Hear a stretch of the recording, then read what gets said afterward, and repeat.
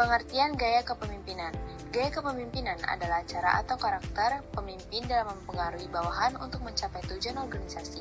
Setiap gaya memiliki pendekatan yang berbeda sesuai situasi dan kebutuhan. Kepemimpinan demokratis. Pemimpin demokratis melibatkan anggota dalam pengambilan keputusan. Gaya ini terbuka, partisipatif, dan menghargai ide anggota. Kepemimpinan birokrat. Gaya birokrat menekankan aturan dan prosedur. Hubungan kerja formal dan keputusan sering lambat karena mengikuti alur birokrasi. Kepemimpinan developer.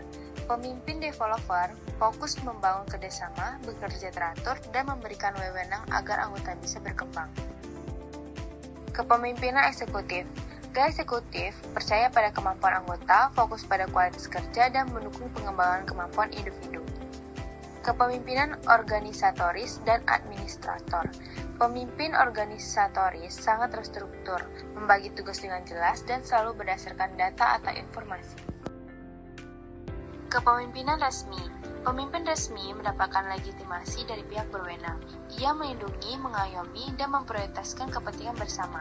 Kepemimpinan otoriter. Pemimpin otoriter memusatkan semua keputusan pada dirinya, yang membuat anggota menjadi pasif, takut mengambil keputusan, kreativitas menurun, inisiatif, inovasi, dan semangat kerja menurun, menyebabkan organisasi stagnan dan sulit berkembang. Kepemimpinan diktator. Diktator lebih ekstrim dari otoriter. Perintah harus diikuti tanpa bantahan, bahkan menggunakan ancaman atau hukuman. Kepemimpinan otokrat lunak.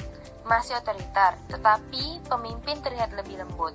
Ia memberikan motivasi ekstrinsik, namun tetap memprioritaskan kepentingan dirinya sendiri.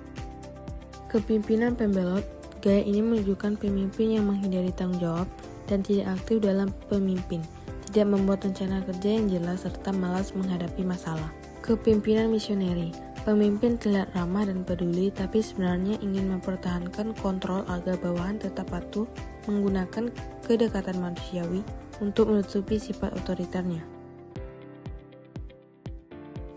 Kepemimpinan kompromi. Pemimpin mencari dukungan atasan, melibatkan bawahan serta bawahan diajak dalam pengambilan keputusan, tapi hanya untuk memperkuat rencana yang sudah dibuat pemimpin. Bila terjadi kesalahan, bawahan dijadikan pihak yang disalahkan dan keputusan dibuat untuk keuntungan pribadi. Pemimpin bebas memberi ruang anggota bekerja sendiri, memberi kebebasan luas kepada para anggota untuk bekerja sesuai cara dan kemampuan masing-masing. Pemimpin tidak terlalu banyak terlibat dalam operasional, melainkan berperan sebagai fasilitator dan pengamat. Kepemimpinan agitator. Pemimpin agitator sengaja menciptakan konflik atau adu domba demi kepentingan pribadi. Kepemimpinan simbol adalah tipe kepemimpinan yang dijalankan tanpa benar-benar memimpin secara aktif. Pemimpin hanya berperan sebagai sosok yang dihormati dan disegani karena kedudukan, jasa, keturunan, tradisi, atau nama besar. Pemimpin simbol hanya sebagai figur saja tanpa benar-benar memimpin. Kepemimpinan pelengkap. Pemimpin pelengkap bersifat fleksibel dan mampu menyesuaikan berbagai gaya sesuai kebutuhan organisasi. Kepemimpinan ahli. Pemimpin ahli berdasarkan keahlian profesional. Ia berpengalaman dan mampu membuat keputusan yang tepat. Kepemimpinan karismatik. Pemimpin karismatik mempengaruhi melalui pesona pribadi, visi kuat, kemampuan komunikasi yang menginspirasi, dan berani mengambil risiko. Mereka juga menjadi agen perubahan dalam organisasi. Kepemimpinan paternalistik. Pemimpin bersikap seperti ayah, melindungi dan mengayomi demi kesejahteraan anggota. Suasana kerja dibuat kekeluargaan. Kepemimpinan pengayom. Pemimpin pengayom peduli, sabar, dan selalu menciptakan suasana harmoni serta aman bagi anggota. Kepemimpinan transformasional. Pemimpin transformasional fokus pada perubahan, menginspirasi anggota, mendorong kreativitas, dan memperhatikan kebutuhan individu.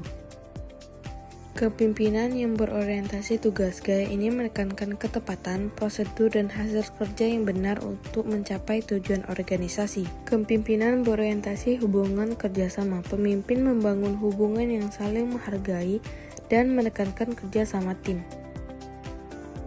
Kepemimpinan berorientasi hasil. Pemimpin fokus pada pencapaian target dan output selama tetap dalam aturan dan etika. Kepemimpinan anggota. Pemimpin menitik beratkan perhatian pada anggota sebagai manusia dengan kebutuhan, karakter, dan potensi yang berbeda. Kesimpulannya, pemimpin yang baik bukan hanya mengarahkan, tetapi juga mengembangkan, mengayomi, dan menginspirasi anggotanya.